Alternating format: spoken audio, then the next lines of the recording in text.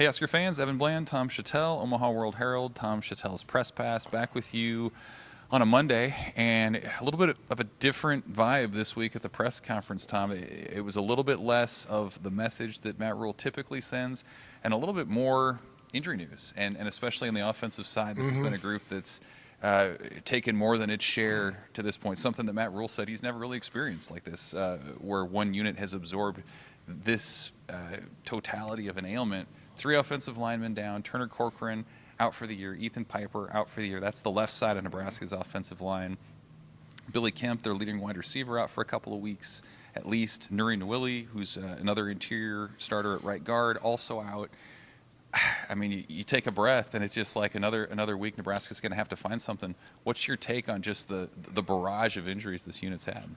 Yeah, it's always Message Monday with Rhule, but the message this week wasn't about how he wanted them to play necessarily, or it was, okay, what are we going to do?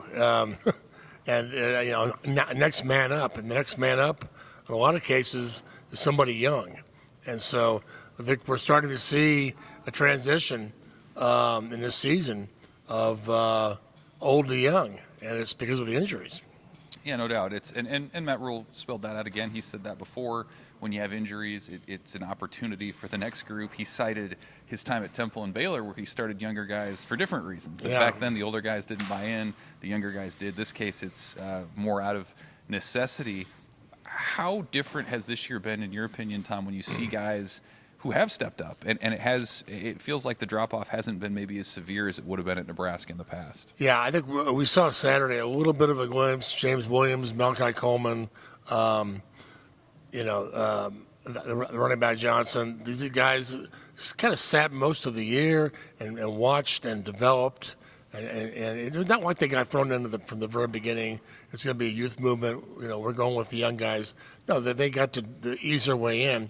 And I'll tell you what, if it's anything like what we saw Coleman and Williams do in that game, and certainly the game was on the line. I mean, they needed that touchdown bad. Right. These guys are making plays that help win games. So if there's any indication of what's to come, I think it's I think it's going to be something that I think is going to help the team. Maybe give it a little bit of jolt of life, and all the playmakers they can get, they need. Nebraska wasn't winning games on style points anyway. This sort of adds to it, and now you add to the fact the weather's going to start to turn. It's going to get colder. There might be precipitation Saturday when Purdue comes to town. How much is Nebraska kind of having to embrace the ugly right now, just in finding ways to win games, being shorthanded with the weather, all that goes into it? Yeah, he's if you're talking to Matt Rhule about weather, you might not like what he has to say. He loves he wants it to snow every game.